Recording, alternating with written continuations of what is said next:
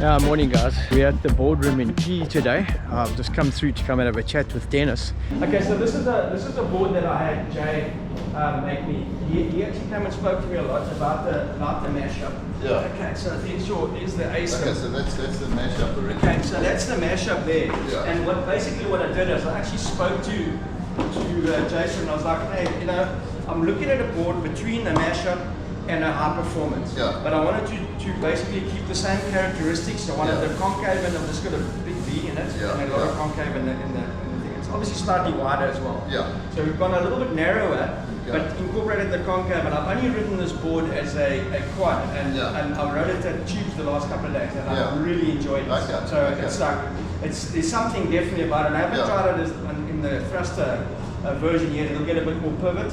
But it's got great speed, and I just like the positive feedback on the board. And I'd say not quite as fast as this board, but this board's obviously a little bit wider, and it's more like a groveler, so it's going to go better in the studio waves.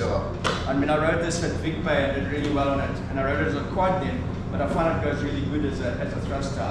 Yeah, those are actually the quad fins for the setup that I'm using there. So the one characteristic about all of them shorter, the whole range, is the big V, the double concave there as well. And it's a common thread with a lot of the Oaks.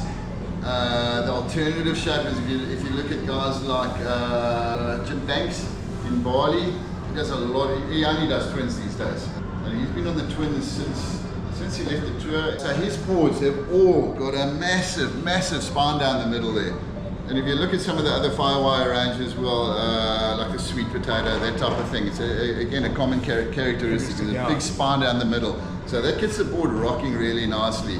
What Jim Banks has done with the new ones now is he's actually brought the spine higher than the rail. So it's going back to an old V bottom with a deep double concave.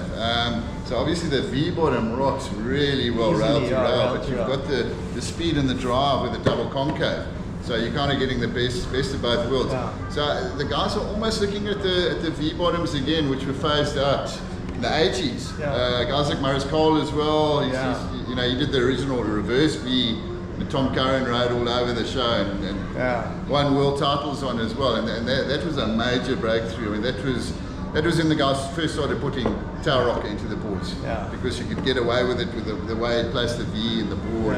It was super interesting to have when this show we had Josh Kerr and Mikey surfing JBay, and that also I saw the guys on the Asyms. If I look at Josh's 20 Asyms, and just the speed the guys were getting out of these boards was just like unfreaking believable.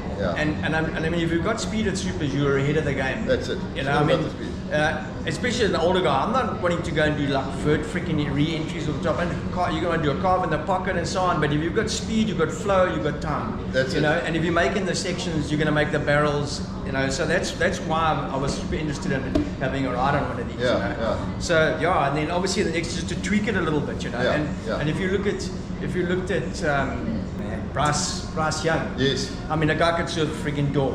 I mean, all of his boards, and he surfed a lot of different shape boards. I had a good look at them while he was down. He was down there for quite a while. And what a pleasure to watch him surfing. But the speed that these guys are getting out of these boards is just insane. But they've also got so much torque, and they're so supple, these guys. They're good surfers. They're super good surfers. Technique is brilliant. It's quite interesting that guys with such good technique, guys like Josh Kerr as well, they're choosing to ride these alternative boards. And I think, like, if you look at Josh in particular, I think he surfs better on alternatives boards than he did when he was on tour. His surfing's actually his surfing's incredible, and the speed they're getting is just out of this world. So, it suits his type of surfing. It might not be for everyone. You've got to have an open mind, number one. But I look at Rastovich as well. He's surfing these big whitetail fishes like Mikey as well. And those boards are hard to surf. They're not easy to surf. They make it look easy, and that's the thing, And if you watch that new clip he's just put out as well, and you've got this big wide tail, and someone said it to me a long time ago, the tail's so wide, you can't just put your foot there and surf it. And that's how most people surf. You just stand and you turn. You've got to move your foot because the tail's so wide. And he explained it very well. If you want to do a bottom turn, you've got to put your foot that side on the toe side rail, and you want to do a top turn, you move again. And if you watch him surf, he's shuffling his feet all the time. And technique-wise, it's phenomenal. And I actually love the feel of the board. I love your cutback side. Yeah, you can feel the difference. And so I love the concept completely. And what I found, obviously I've changed. These are the JBay design spins, which is the wider base, and I found this gave you a lot more drive. The more upright ones, I didn't have the drive, and I was riding it as a quad and a twin. Yeah. But what I was finding, and if I look at them on the rack, but I find that your rocker is coming into the middle of the board. And I think if you had more concave in it, then it'll flatten that section. It's very flat across there. So what I'd normally do with a lot of these, Trevor, is we run a channel through there, a Venturi channel, similar to what Mastovich rides as well. I wasn't 100% sure with these boards, with JBay, a different kind of surf. I know they work in our surf, but generally we would run that concave through this, so it does put a bit of concave into the nose. So in retrospect, I probably should have done this because it's made it a little bit flat in the nose. So so little refinements, like any shaper will tell you, the outline of the board makes the least difference. And what the guys are doing at the moment with the Asyms is we're getting that asymmetrical feeling from the outline by changing the outline, which is actually probably not the right way to do it. The new version we're looking at will be a changing rocker line on each side. This will have a different rocker line to that. So this will be flatter for more drive, and then your heel side will have a little bit more curve. So it'll be totally twisted. That's difficult. I would have said I would have gone the other way. I would have said no, just produce the same rocker that you want, and then just put your outline. But I mean, you're saying that's. So it's an asymmetrical rocker. Yeah. So that's what I want to look at is the asymmetrical rocker lines as opposed to asymmetrical outlines. I actually love the concept. The boards, you can feel the difference on the rails, but if you just surf it as a normal board and you don't think about it, it's fine. But my only concern is I feel that the rocker is a little bit different. And to try and get that right, to get that positive feel, because I find like you're just not positive off the bottom, and it's like it's almost you're not quite knowing what the board's going to do, and I couldn't find the sweet spot. So listen, I'm going to tell you something now. This board is one of the best boards I've ever ridden. I love it. I love tell you what, it's an insane surfboard, and all around I don't even know if you can beat this. The problem is though, so JBay 6 foot, and you got wind in it, you got chop on the surf, but then the epoxies don't. It's very difficult to control, and over 6 foot, you're overpowered completely. They catch you a little bit. They've got a little bit more flex. We were basically trying to find an in between, and what I'd really like to do is to try and get the same bottom curve into a board like this with an Asym, because I love the inside turn on your cutback. You can feel the difference, and you can feel the drive down the line. So I'd just like to get this that it enters better and gets a little bit more speed. If you can solve that on this board, it's going to be insane. So that's like the idea. I mean, it's crazy having a board, and I know that this can improve. I mean, you can improve any board. And that's a big misconception with surfers as well. They want to look at the boards, they want to see a needle nose, they want a rocker, and it's got to look sexy and stuff like that. Sometimes these ugly boards just go way better than the sexy looking boards. The bottom rocker and the concave to this board are brilliant. That's all I can say. I don't think the shape, like you're saying, I don't think the shape plan has a lot to do with it. I think it's more to do with your concaves and your rocker on the board. Absolutely. And I think that it puts people off to a certain extent, that they look different to, like, this looks like a normal board. Most people would ride it because it looks normal. But that, it doesn't look normal, I'm not going to ride it. And surfers are very close-minded when it comes to stuff for sure.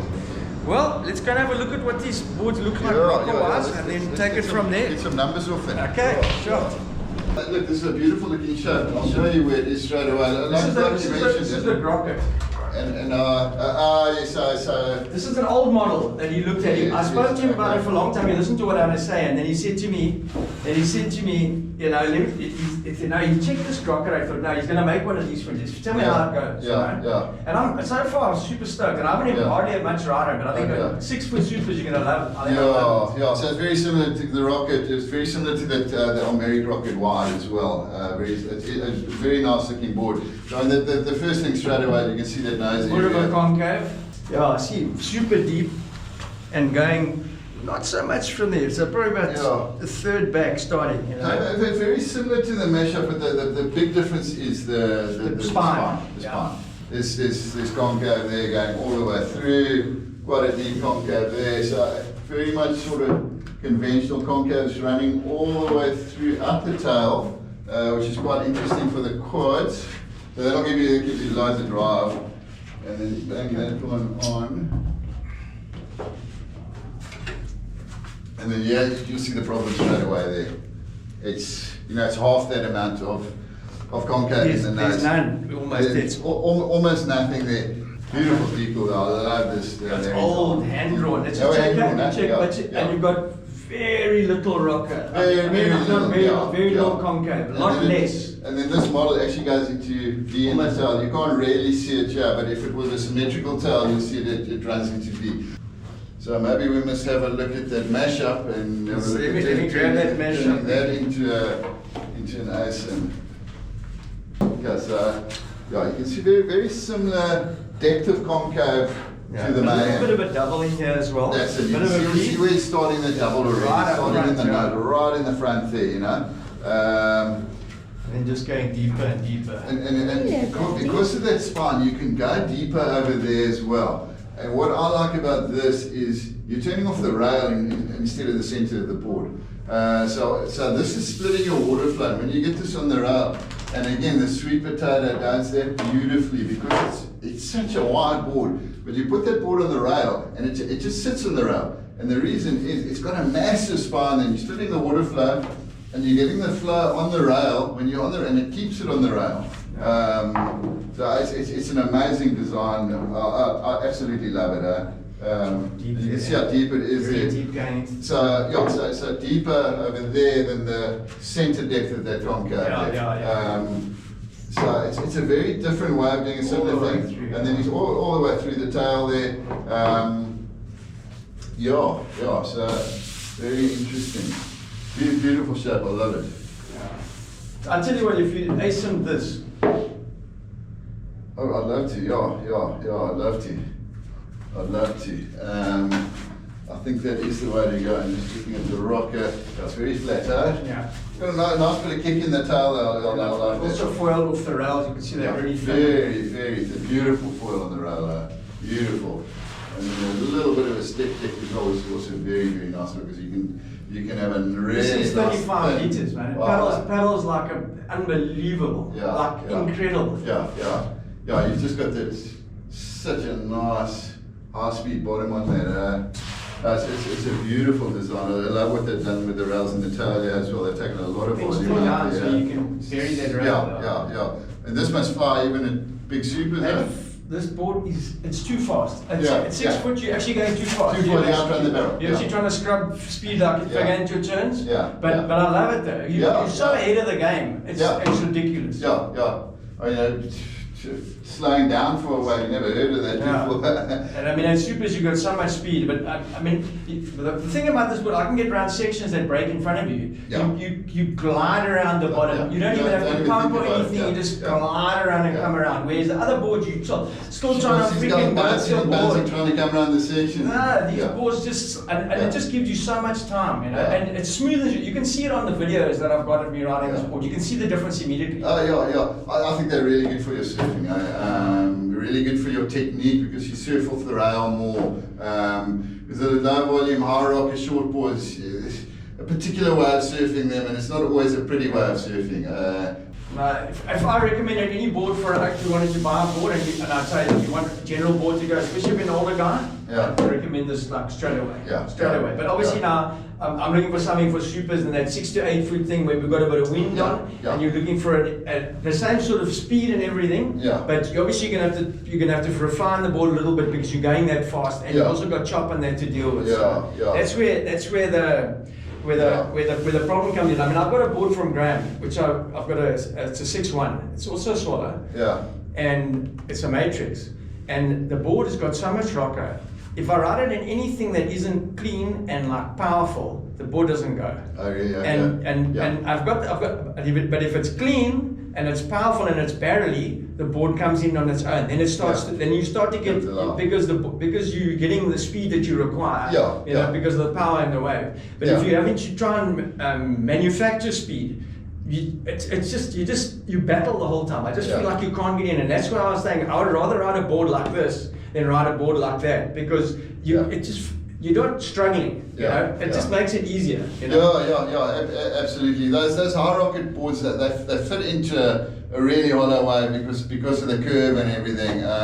But I was speaking to Bruce about it yesterday as well. And you know, like this is a one all-round kind of board that will go into everything, but sometimes it is good to ride those other boards as well, because it gives you a different experience in different surf as well.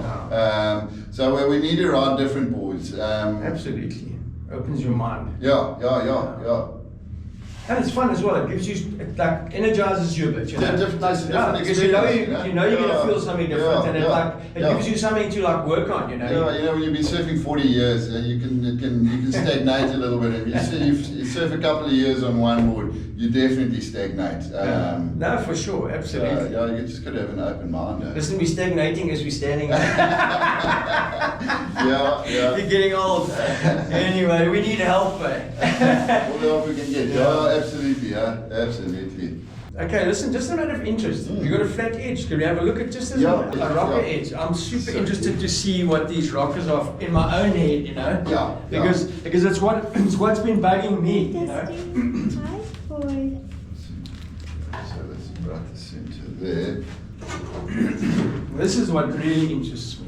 Yeah, the numbers never lie. You know, you can never go on your eye entirely. So that's around about 1 5/8, and 4 1/2. 1 5/8, 4 1/2. Okay. I'm really interested to see what this board is. That was definitely, I would say, looking at close to 5.